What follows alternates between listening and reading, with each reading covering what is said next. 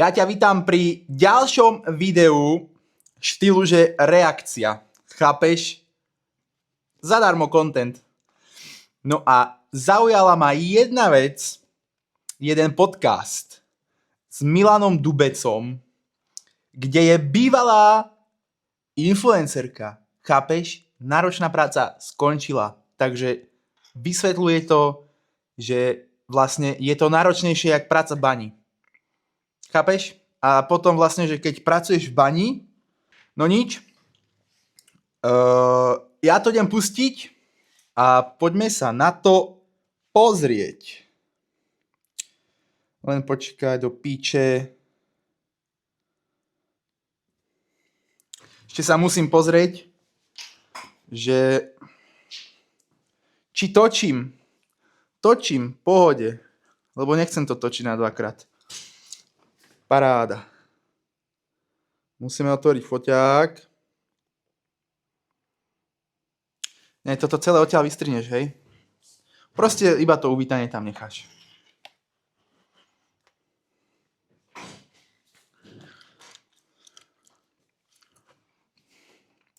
A minimálne to bol kedysi, lebo kedysi sociálne siete neboli tak veľké ako teraz a nevedel si sa stať virálnym, pokiaľ si nebol kdesi v telke. A ja tým, že som bola vo Farme 8 rokov dozadu, Instagram vtedy bol v plienkach a najväčší profil možno na Slovensku mala vtedy asi Táňa Žideková, že mala 10 000 followerov a to bolo pre nás všetkých, že wow, že ona má 10 000 followerov. Dobre, tu akože hovorí o tom, že kedysi pred 8 rokmi, keď bola na farme, inak táto slečna, pani, neviem čo je, bola na farme, vďaka tomu sa stala slávna, začala podnikať a má teraz 500 000 obrat, 200 000 zisk.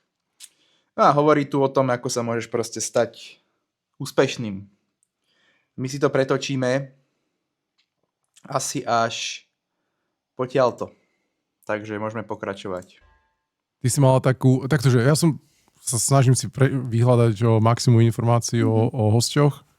A u teba som si všimol, že si mal takú kritiku, že sa sťažuješ na to, že je to celkom pracné zarábať na tom influence marketingu. Na to by akože niekto povedal, že tak vyskúšaj ísť do bane na 2 mesiace ako banník. Ach bože. Čo si mám predstaviť pod pojmom ťažké, keď dostaneš jednu priemernú výplatu za pár storiek? Ono to nie je o tom, koľko dostanem peňazí za tú prácu, ale aká je náročná. Akože ty tie peniaze, čo dostaneš za tie storky, že normálne chytíš telefón, natočíš storku a dostaneš 2000 €, sorry ako, ale to není vôbec ťažké a ona to ide porovnávať s baníkom. On jej tam schvál nadhodil to, že to s tým baníkom, že práca v bani a ona sa ide vyhovárať, že to není o peniazoch. Tak ty robíš prácu nie kvôli peniazom, ale kvôli čomu? Ty pracuješ len tak. Nie? Budem v bani a zarobím za ňu málo peňazí, tá robota je ťažká, áno. Ale čo to mení na fakte, že keď robím, dajme tomu, spoluprácu a od rána komunikujem s klientami, nie som síce v bani a fyzicky ma to nezodere, ale Vidíš? Fyzicky ťa to nezoderie. Ty porovnávaš prácu, ktorá je, že ústna, alebo dajme tomu, že mentálna, že namáhaš svoj mozog, s fyzickou prácou. To sa porovnávať nedá. Lebo slečna očividne asi žije v nejakej inej bubline. kreativita a rozmýšľanie tiež pripravuje človeka o energiu. Keď hrajú šachisti šach, tiež to spaluje kalórie. Ako to môže porovnať? Dobre, tiež to spaluje kalórie, lebo máš bazálny metabolizmus. Jedna vec, druhá vec. Určite baník spalí viac kalórií ako nejaký šachista, takže to tiež nemôžeš porovnávať, absolútne. Ona sa snaží z toho proste vyhovoriť, že povedala, že je to náročné. Ako, možno to je náročné, ale jeden človek povedal, aký si to urobíš, také to máš. Kvôli tomu, že ako keby rozmýšľajú, musia viacej rozmýšľať. Áno, iní ľudia to možno odrobia fyzicky, ale prísť na ten celý nápad je podľa mňa o dosť náročnejšie, lebo to je ten kľúč. A Jak prísť na nápad je náročnejšie, pozri sa, zapnem toto, ty kokos a točím. A keď to budem robiť ty kokos 2 roky v kuse, tak aj tak proste stále budú prichádzať čísla. Točím ty kokos ani nie, že 5 dní a mám, že 4000 hliadnutí. Len tak, že typek, čo ho v živote nikto nikdy nevidel, tak má toto. Chápeš? Je to úplne jednoduché. Každý môžete začať robiť toto. Ty normálne, ak máš mobil a internet, ty môžeš byť slavný, môžeš mať peniaze, môžu ťa ľudia poznávať. Len musíš chcieť a začať. A za mňa, keďže ja som A podotýkam, vôbec to nie je ťažké. nebola nikdy len influencerka, mala som e-shopy, mala som aj tie kaviarne, mala som vždycky ako keby niečo stále nad rámec, čo som robila, tak bolo to pre mňa náročné. Ale bola to moja chyba, že je to pre mňa náročné, lebo ja som nevedela decentralizovať to, čo robím, na nikoho iného. Ja som mala Ako nevedela decentralizovať na niekoho iného. Máš kaviareň, máš zamestnancov, urobím si tam prevádzkara, nech sa páči. Občas tam prídem, skontrolujem, paráda. žiadnu páku. A toto bol môj najväčší problém. Preto to bolo náročné. Lebo ja som od rána do večera riešila na internete. To nie je len to, predám produkt. Ty musíš konverzovať s ľuďmi. Lebo predaj je konverzia. Ty musíš s tými ľuďmi stále rozprávať o tom produkte. Tak ich v podstate aj presvedčíš o kúpe. A oni ti dôverujú. A ja im nemôžem neodpísať. Takže ja tým, že to berem príliš vážne, preto je to pre mňa náročné. Lebo mi to bere kopec času. A keďže čas je pre mňa ekvivalent asi najväčšieho bohatstva, tak áno, je to ťažké. Vieš, a je to jedno, či stojíš v No toto bola dobrá múdrosť, že čas je pre ekvivalent najväčšieho bohatstva, to akože to je pravda. bani, alebo venuješ svoj čas na influencer marketing. Ja som robila na trvalý pracovný pomer, ja som robila v korejskej spoločnosti, ja som robila fakt veľmi zvláštne veci vo svojom živote, vo Volkswagene som robila na linke, ja som robila všade. Na linke? Čo si robila na linke vo Volkswagene? Normálne som mala topánky so celou špicou, robila som detailing. A neviem, či si chcete kúpiť Audi Q7, lebo som tam nejaké veci lepila sekundovým lepidlom, ale iba aby to nerezonovalo, ale tie autá sú fakt dobré. Takže robila som takéto s doťahovačkou som robila, takže... Počkaj, toto mi vysvetlí, že? Čo? Čiže absolvoval si Gimpel, urobila si magistru, urobila si PhD, išla si na farmu, robila si za linkou vo Volkswagene, robila si v kaviarni. Byty. Princípe, že ja fungujem naozaj, že na 8%, že niekde nevedie matematika, tak idem ďalej, že hľadám si ďalší deal, nikdy neprídeš 4, až na 5. Bola som 2,5... Máš dvojročné dieťa Áno. a máš firmu, ktorá zarába dnes 500,000 obratu a 200,000 zisku. To je prvých 30 rokov tvojho života, hej? Ešte si vynechal pár vecí, ale v podstate... Čo som vynechal? 2,5 roka som robila v korejskej spoločnosti na TPP, obchodnú špecialistku, asistentku riaditeľa potom. Som mala 19 rokov. To fakt som sa strašne veľa naučila. A potom vlastne ja som robila od 15 do 22 ešte popri tom v bare. Robila som tu výzažistku. No vidíš, dokedy nebola influencerka, tak robila, že 100,000 prác. Mala 3 práce v jednom období popri štúdiu. Nikto sa nesťažoval. Teraz točí na mobil a sťažuje sa. Ježišmaria, to je tak ťažké natočiť toto video, bože, postaviť tam ten statil s tým stabilizátorom, zapnúť tieto dve svetlá, zapnúť notebook a hovoriť do kamery. Ty kokos, to je tak ťažké, bože môj. S materstvom už len skrz to, že sa mi pridal v úvodzovkách jeden hypertask do môjho života a tým Nazvať dieťa hypertaskom je akože extrémik troška.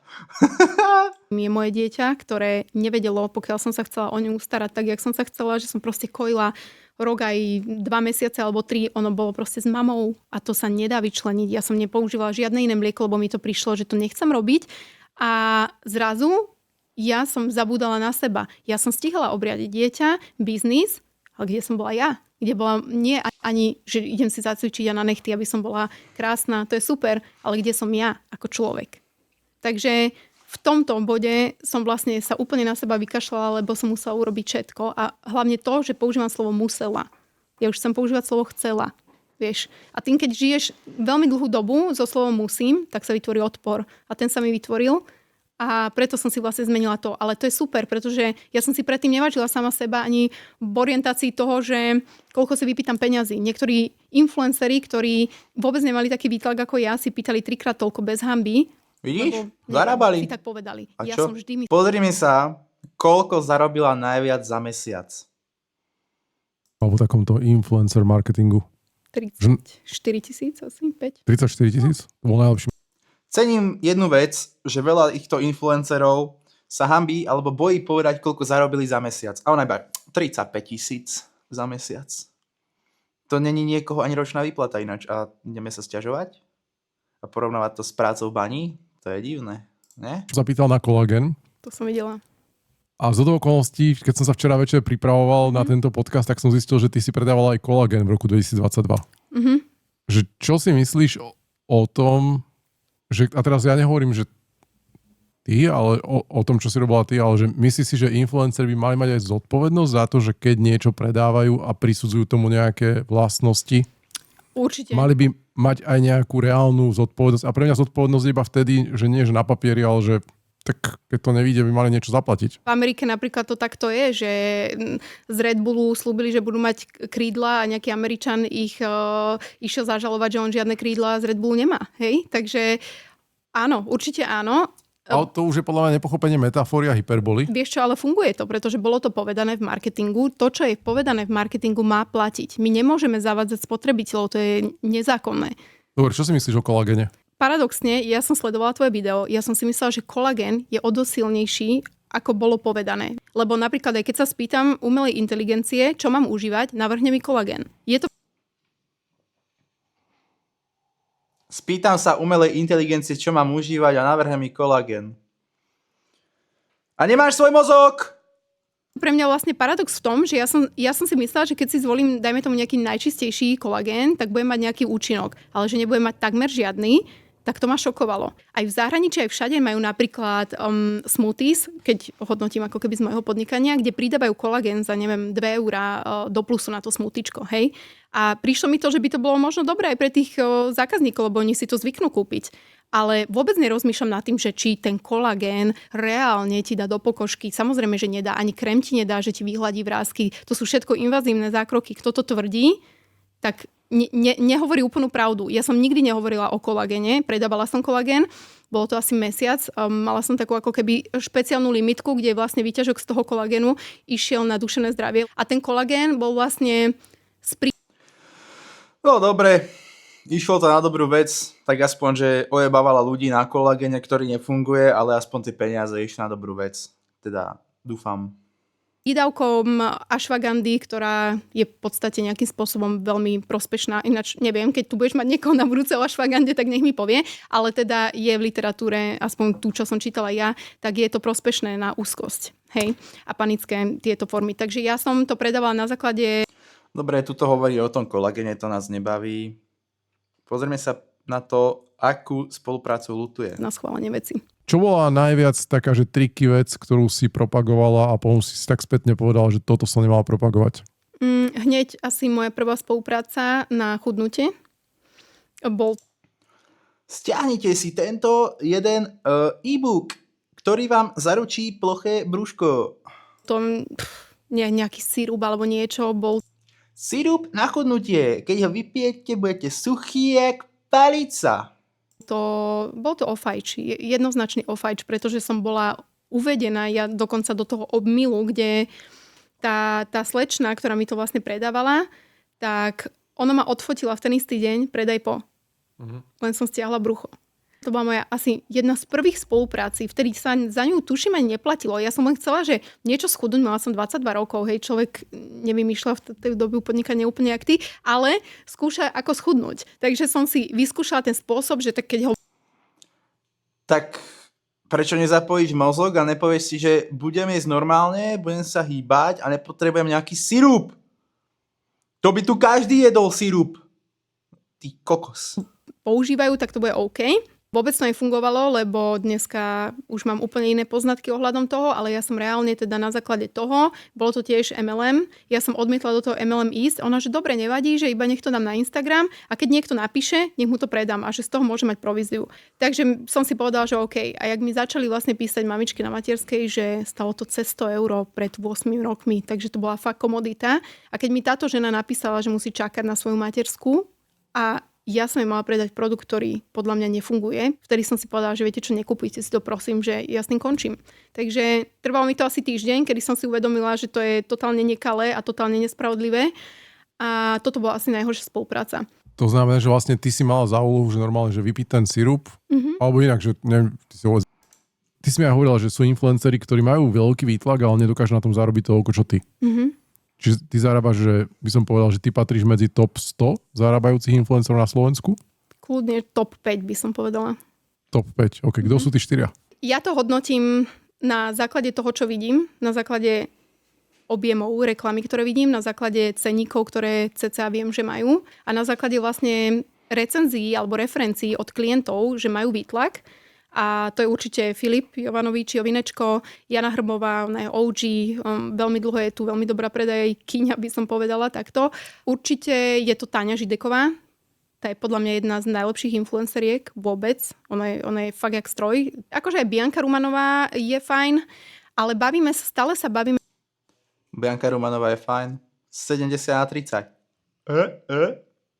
o tom influencer marketingu, lebo je potom viacej influencerov, ktorí zarábajú peniaze na Instagrame, ale nie prostredníctvom influencer marketingu. Majú vlastné aplikácie, majú vlastné značky, na základe čoho to používajú ako komunikačný Dobre, kanál. Zuzana Plačková, tá nie je v tom top 5? Ja si myslím, že ona nie je v top 5 zarábajúcich ľudí z influencer marketingu. Čiže zarába na čom? Na svojich produktoch. V podstate je to tiež influencer marketing, keď predávaš vlastný produkt. Čiastočne. Čiastočne, ona nezarába vôbec influencer. Ježišmaria, ty kokot. Však ona má svoj Instagram postavený na tom, že stále niečo predáva, má svoje značky, má svoje kaviarne, má všetko a všetko to propaguje na svojom Instagrame. Takže nie si influencer. Ty čo si? Zobuď sa moja. Nie? Vlastne využívaš hodnotu svojej osobnej značky. Kanál, v podstate, ale ja to tam neradím, vieš, že to je Komunikačný kanál, no tak? Však vďaka tomu komunikačnému kanálu predávaš svoje produkty. Si svoj vlastný zákazník, hej? tak. A tým, že ľudia vidia, majú ťa v povedomí a povedia si, že či kokos, to je docela akože slávny človek, tak vyskúšam to. Však hádam by ma neojebával.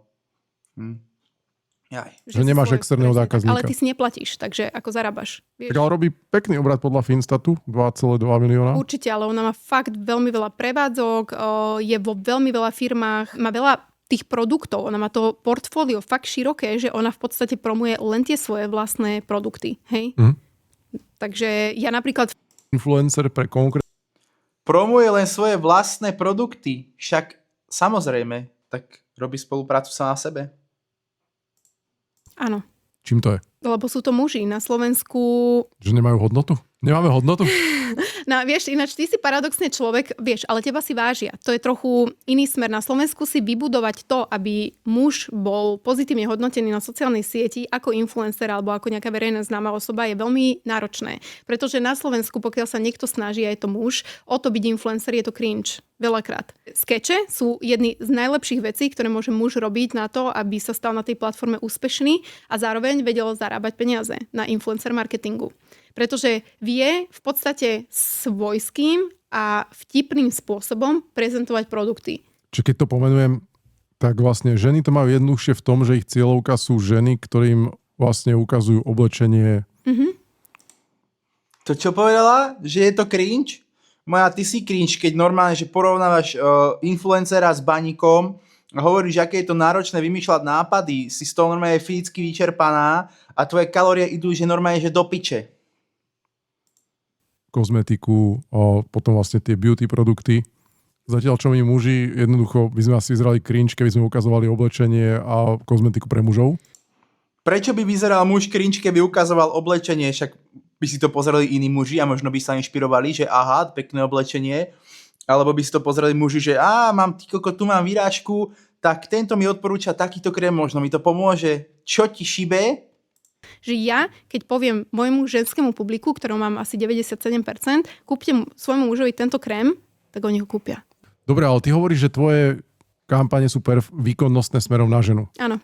Ale väčšinou influencerky sa spájajú s tým, že postujú pekné videá a pekné fotky, čo vlastne priťahuje mužov, ktorých preto followujú, lebo chcú vidieť jednoducho videá a fotografie atraktívnych žien. To znamená, ako ty dosiahneš to, že máš dobre výkonnostné kampane smerom na ženy? To je ten kľúč. Ja sa k ním správam, ako keby tam boli výlučne ženy. Tým pádom tým mužom je trochu trápne, že sa pozerajú na nejaký beauty obsah. Ja by som ho vedela urobiť pre mužov, keby som chcela, ale nechcem. Na čo by mi to bolo? Ale čo to znamená, že koľko percent máš ženského publika? Môžem si to pozrieť? Ukáž. Tak mám viacej mužov. Čaute. 18 niečo, ale dosť, akože 80 aj viac percent. 81% máš ženy.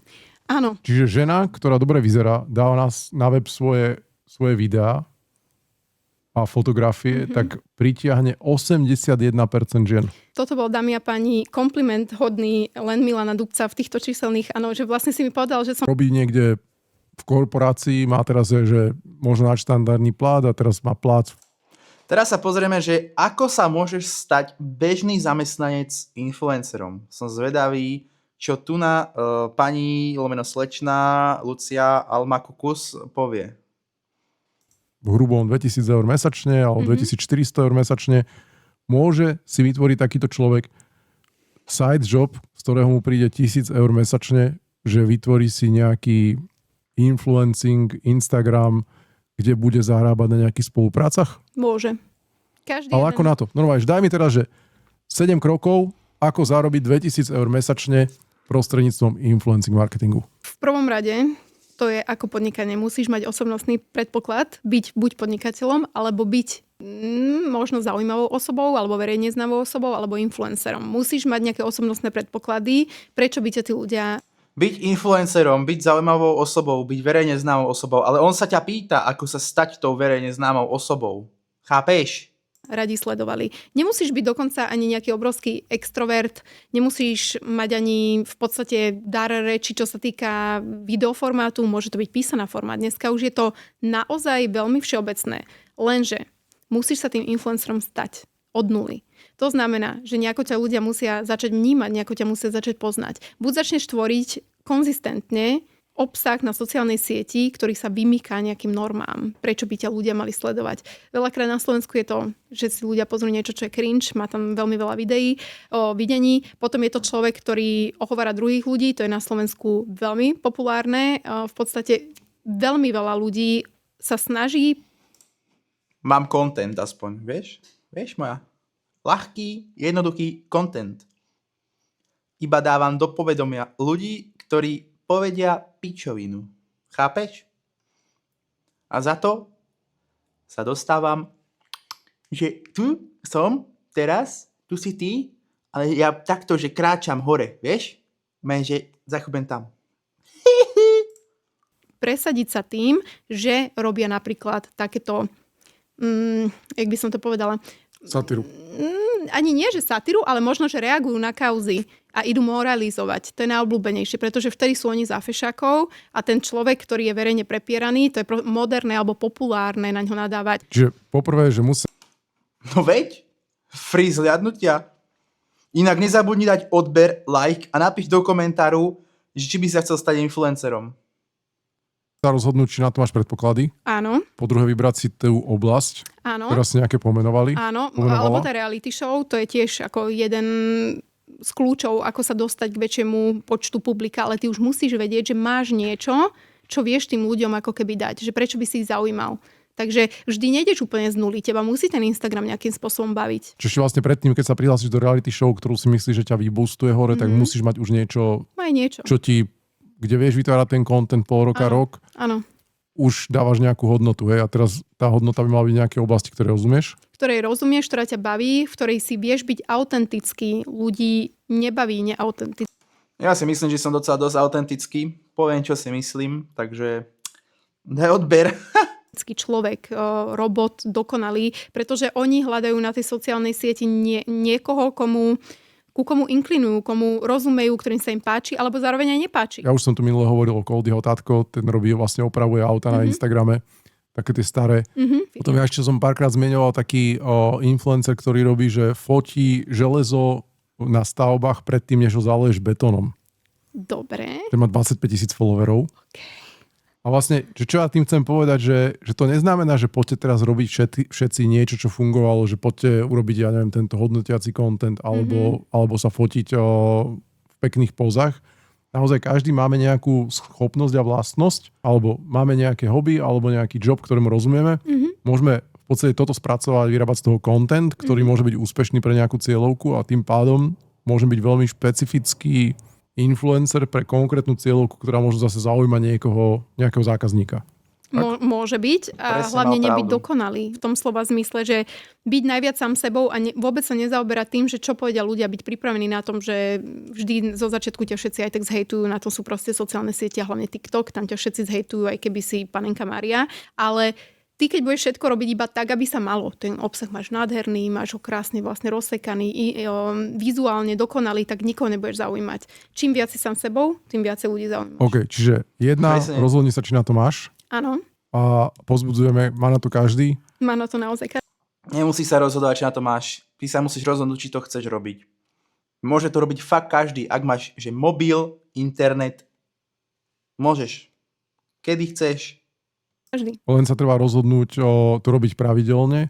Bol ten segment dosť dobre, aby si vedel časom nájsť klientov, ktorí chcú osloviť daný segment. Ja by som skôr poupravila, rob to, čo ťa baví a ten segment si vieš potom ako keby prispôsobiť k tým klientom. Lebo dôležité je na začiatku získať tú pozornosť a nebudeš získať pozornosť v niečom, v čom nie si ako keby dobrý. Musíš v tom byť dobrý a musíš sa v tom cítiť ako doma, vieš. Jasne, že Potom si to vieš pretočiť. Potom tých ľudí vieš, keď už ich máš, ty ich vieš nasmerovať na to, že a ja používam aj krém, okrem toho, že som účtovníčka.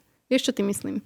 chápem. Čiže nájdi si potom ten segment, kde to vieš monetizovať. Nečakaj, že budeš monetizovať asi s prvými 1000 userami, že? Určite nie. Koľko musíš nazbierať? Minimálne 10 000, to je, kedy je firma ochotná platiť mikroinfluencerov a hlavne keď ten obsah Že mikroinfluencerov, tak ešte mi povedz, že tu je mega, giga, makro, všetko mi povedz. má aj nejaký reach, keď má ako keby zliadnutia. Paradoxne, vieš mať menej sledovateľov a viete vybuchnúť napríklad nejaký dobrý reels s dobrým dosahom.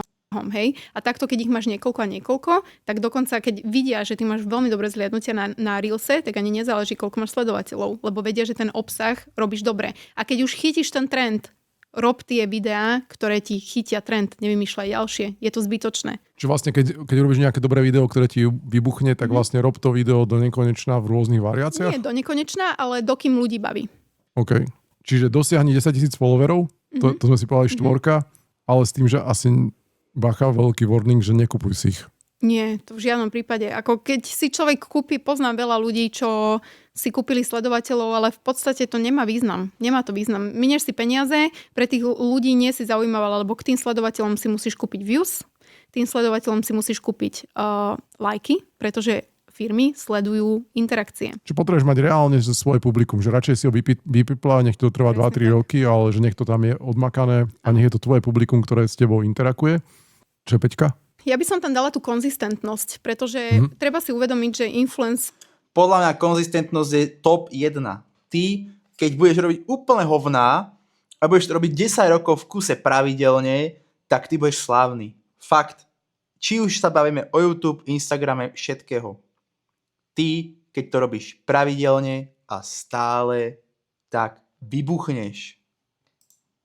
práca nie je práca, ktorá trvá od do. Je to vec, ktorá ti aj zarába, aj nezarába. Pretože ty počas toho dňa máš určité hodiny, ktoré sú golden, kedy zarábaš, ale ostatný časť dňa nemôžeš odložiť telefón. Musíš robiť konzistentne a budovať si svoju komunitu. Dávať jej inšpirácie denne, vlastne oni si ťa už nejako predstavujú a ty musíš ako keby spĺňať do určitej miery ich vlastne predstavy. Ja sledujem takého podnikateľa Gary Vee.